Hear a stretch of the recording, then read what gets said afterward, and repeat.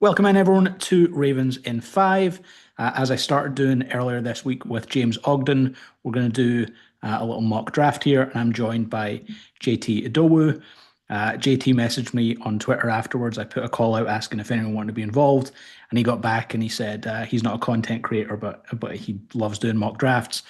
I think anyone that does mock drafts and posts about them on Twitter is classed as a content creator. So I think we can count you in that group. How's it going? And tell everyone where they can follow you on social media as well.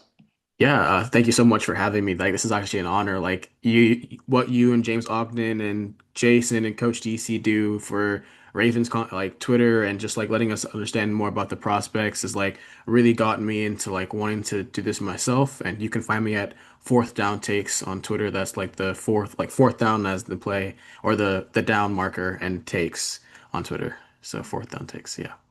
Awesome. Right, I will share the screen and we will get right into this. So we're going to do 3 rounds here, and I will hit start, and we'll see. Before I hit start, I think the reason why I like doing mock draft simulators is because you don't necessarily know how it's going to wind up, right? Like sometimes the wide receivers are the guys that fall, sometimes it's the offensive linemen, different things like that. So it's fun to look at it that way. So this is a different board from what me and James got earlier this week. I don't Yeah. think we had Spencer Fano there. So yeah, the we've got Fano, we've got Mackay Lemon, Vega Ioane, Jermod McCoy, all those guys there. So just give me your thoughts on who's available here and who you'd like to go for. Okay. My I feel like this is like the like a board that's very possible, and I think this was I feel it's a really difficult decision for the Ravens because I feel like there's a lot of players that will help them right now in the current moment. I see the infatuation with Fano, and I'm like starting to understand it a little bit more and like just his versatility. And I completely agree. As an athlete, as a mover, he's incredibly talented as that. I just think projecting a guy that you could basically say that he could possibly in the future play all 5 positions is such a very difficult thing to do. And for us, he'd probably be playing center. And I'm just not sure with whether how much I love the true centers of this class, wanting to project a guy inside. So for me, I probably wouldn't say Fano. Obviously, Mackay Lemon is a top 3 wide receiver in this class, a guaranteed talent. You know exactly what you're getting with him.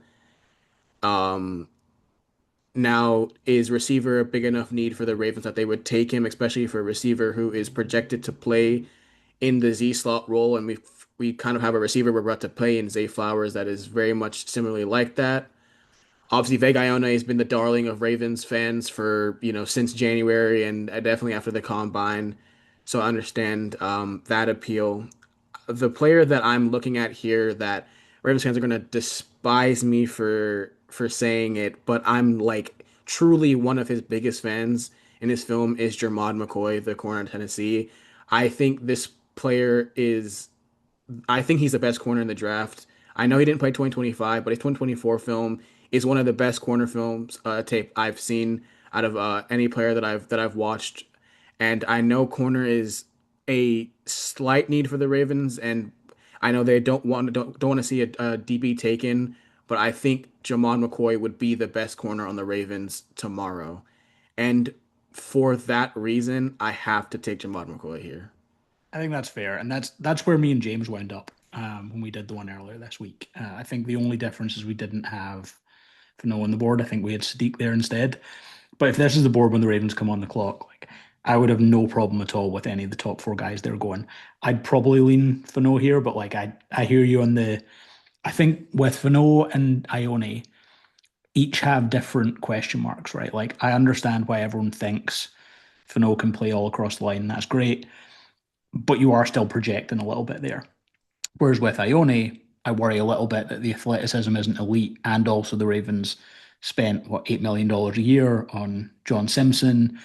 One of him and Ione is going to have to play in a position that is not natural to them in right guard if they do that. So Yeah. I'm completely good with McCoy being the pick here, and I think it sets them up for seeing where the board falls in the second round. They still have the option to they could use one or both day 2 picks on the offensive line.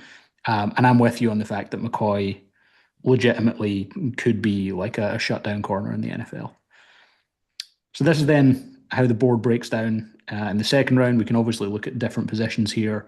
Top guys available: Lee Hunter from Texas Tech, Jacob Rodriguez from Texas Tech as well, and then Chris Johnson, the cornerback from San Diego State, and R. Mason Thomas from Oklahoma, along with Chase Bisontis, guard for Texas A&M, and Jeremy Bernard from Alabama at wide receiver.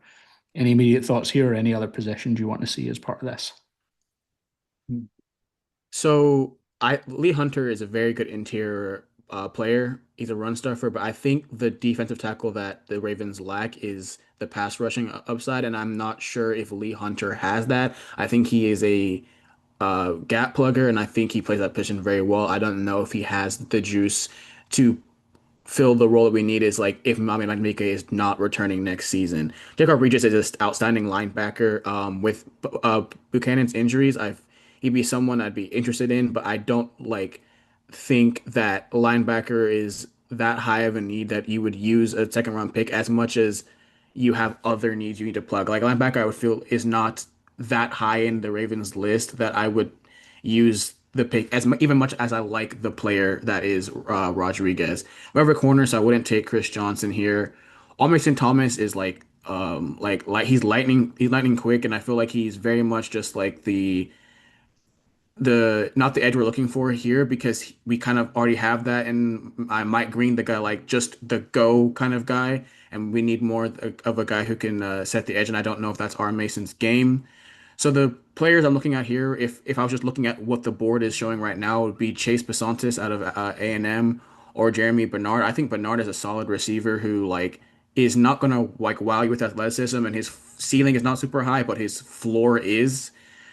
Um, I think I'm going to go Chase Bisontis here. I'm going to address the interior information. I like this guy as an athlete. I think he's a great mover. I like his anchor, and I think Chase Bisontis would be a very good guard for us. And he would give competition to Emory Jones, is who I was thinking is going to start at right guard, and he would make me not feel that like I invested a pick. You know, if you took Ione at 14, like you have to start Ione because of what you invested, and that's my thing about taking Ione is like if you and what was Emory Jones using in the third round pick for, who also could have been a higher pick.